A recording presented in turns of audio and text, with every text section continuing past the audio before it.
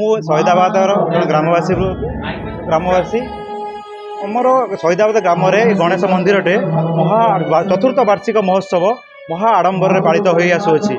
ଏକ ଛୋଟିଆ ମାଟି ମୂର୍ତ୍ତିରୁ ଷ୍ଟାର୍ଟ ହୋଇ ବାପାଙ୍କ ଜନ୍ମଦିନରୁ ଷ୍ଟାର୍ଟ ହୋଇ ଆଜକୁ 70-80 ବର୍ଷ ପୂର୍ବେ ଗୋଟେ ମାଟି ମୂର୍ତ୍ତିରୁ ବାପା ଷ୍ଟାର୍ଟ କରିଥିଲେ ମୂର୍ତ୍ତି ଆଜି ଏକ ମହାଦ୍ରୁମରେ ପରିଣତ ହୋଇଛି। ଏକ ବିଶାଳକାୟ 45 ଫୁଟର ମୂର୍ତ୍ତି ମନ୍ଦିର କରାଯାଇଛି ଏବଂ ଏହା ହେଉଛି ଚତୁର୍ଥ ବାର୍ଷିକ ମହୋତ୍ସବ। 3 ଦିନ ବ୍ୟାପୀ ମହା ଆଡ଼ମ୍ବରରେ ପାଳନ କରାଯାଉଛି।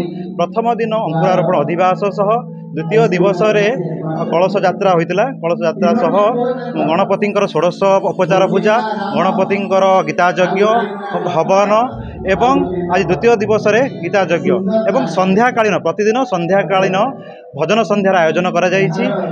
ଗତକାଲିର ଭଜନ ସନ୍ଧ୍ୟା ଥିଲା ତରନ ଭଜନ ସନ୍ଧ୍ୟା, ଯିଏକି ଭୁବନେଶ୍ୱରରୁ ଆସିଥିଲେ।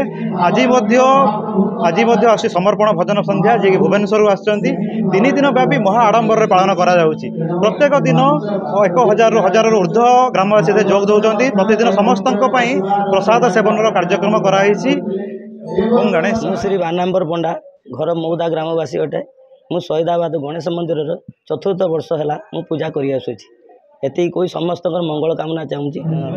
ଠାକୁରଙ୍କର ଉପଚାର ପୂଜା, ଷୋଡ଼ଶ ଉପଚାର ପୂଜା ହୁଏ। ତାଙ୍କ ବାର୍ଷିକ ପୂଜା ଯେଉଁ ଜନ୍ମାଷ୍ଟମୀର ମାନେ ଗୀତା ଯଜ୍ଞ ଆଉ ତାଙ୍କର 16 ସହସ୍ରର ପୂଜା କର୍ମାଣି କରାଯାଏ।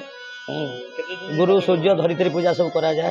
ଏ ମାନେ 3 ଦିନ କରିକି ପୂଜା ହେଉଛି। ପ୍ରଥମ ଦିନ ହେଉଛି ଆମର ସଜାସଜି, ପ୍ରଥମ ଦିନ ସଜାସଜି, ତାପର ଦିନ ହେଉଛି ଆମର ତାଙ୍କର ହେଉଛି ଯେଉଁଭଳିଆ ପୂଜା କର୍ମାଣି ହୁଏ ସେଭଳିଆ ପୂଜା ହୁଏ।